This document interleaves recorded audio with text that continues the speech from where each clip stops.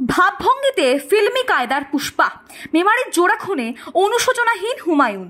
বাবা মাকে নৃশংসভাবে খুন করার পর অনুশোচনা তো দূরের কথা, এ যেন ভাবভঙ্গিতে ফিল্মি পুষ্পা, কাঁধে চাদর, এ যেন এমন ছবি যেন কোনো মহৎ কাজ করে বসেছেন।